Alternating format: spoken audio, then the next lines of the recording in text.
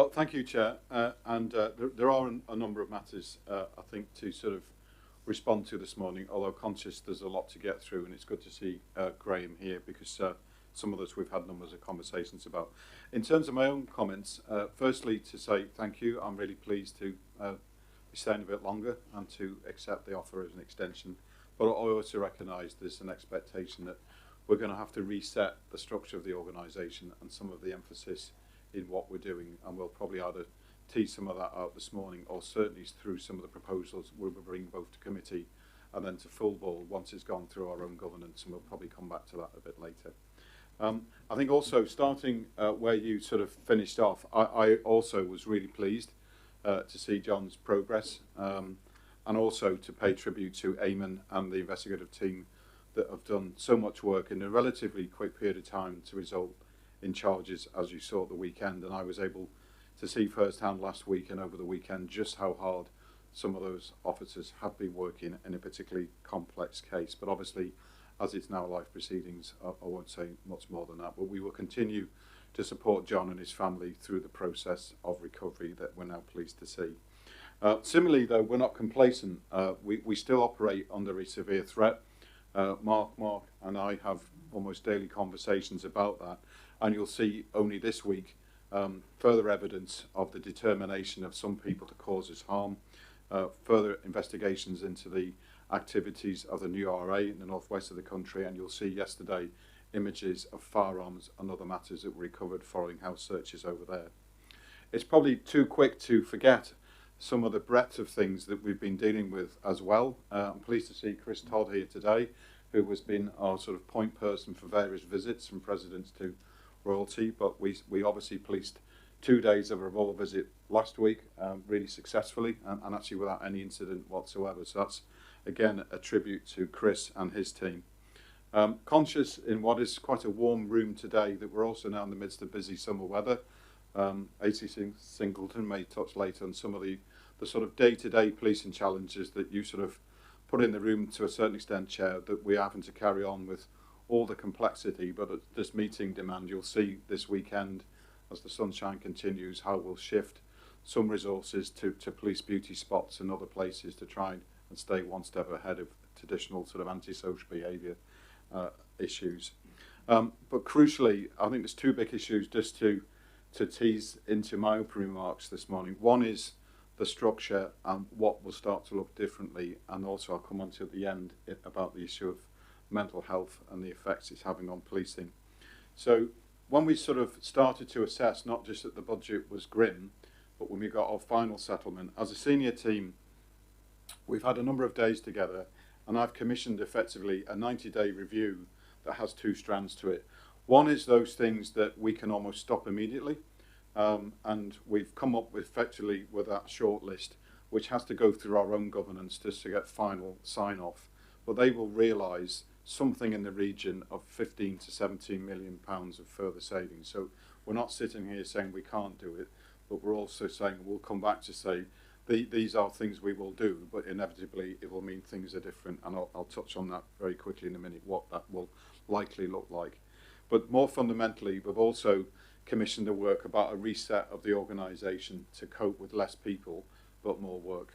And to give a flavour of that, we'll be starting where the public first contacts us, so in the 999 phone centres.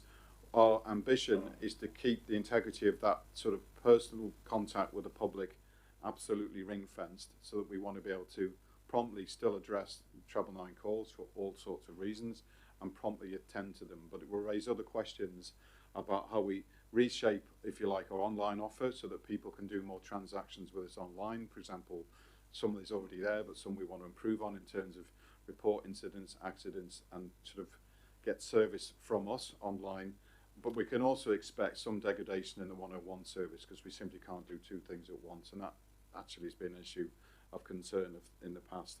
We will then move into the organisation to ask ourselves what response teams do, what the secondary support that they could expect to keep them on the road, as it were, and turning up to these calls, for example, around secondary investigation, how custody works, and then crucially around neighbourhood policing. So I think one of the things we've recognised that at the moment still is widespread support for this, and even in some of the recent events, it's worth remembering that 2/3 of our counter-terrorism intelligence comes from neighbourhood policing teams. So their footprint in communities is not just important for reassurance and visibility, but also part of our fight against terrorism. We recognise, and some members of the board were probably picking up sort of critique from either inside the organisation, from experience, that neighbourhood officers increasingly aren't where we want them to be. They're getting diverted to do other things, to backfill other functions. But we have sat down as a team, and one of the things we want to bring back to you is that we don't want to lose that core offer to the public, but we're going to have to probably sort of reconfigure it quite dramatically differently.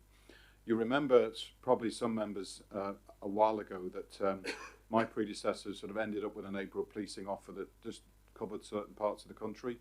We want to keep it still as a universal service, but what they do, I think, will start to look different, and we've got to make some system and process changes so that the officers that remain, as numbers shrink, are actually dedicated and not moved off their roles to go and staff a front office or come into Belfast to police a demonstration or whatever it happens to be.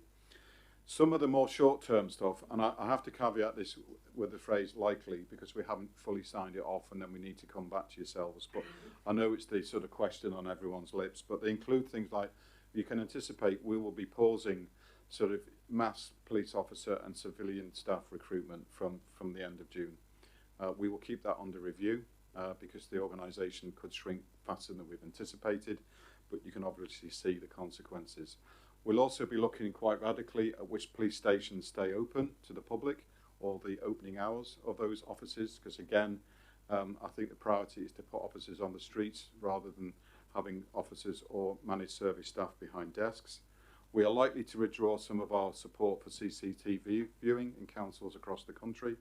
Inevitably, we will be running the service with a smaller fleet and probably a smaller air fleet as well, which will be tough choices in terms of the policing of operations if we've got less aircraft to help us do that. There will probably be further deterioration of the estate, which obviously is yours, less investment in IT, but also some questions about links with other agencies. So this is where probably it brings into play some of the recent commentary, which I know is of importance to people. From, if you look, that's the jump-off point, if you will, from comments made last week in the Metropolitan Police. Mark and I have been discussing this for a while. He has already begun a dialogue with the Department of Justice to engage the Department of Health into this issue. We would see similar issues to other parts of the UK where we have police officers in A&E dealing with mental health service calls, etc. And some of the symptoms and causes are not dissimilar, but we're anxious announcing an immediate withdrawal because our fear is, A, is it contrary to some of our values and ethos around care, community policing, etc. And equally, just to withdraw now against a system that's already broken, I don't think it's going to necessarily solve the problem. It'll just put more pressure. I was only yesterday talking with somebody whose experience in A&E, frankly, was quite horrendous. And if we sort of walked out and just added to that pressure, I just think will present sort of unmanageable problems for health colleagues. That said, there are probably some practice things within how we triage certain calls. There is room for improvement, and that's where Mark will probably want to take things.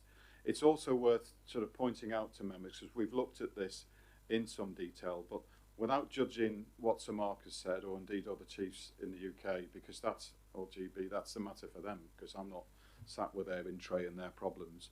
But we do operate here in a slightly different framework. So we have legislative duties that are enshrined in the Police Act, which is different to England and Wales.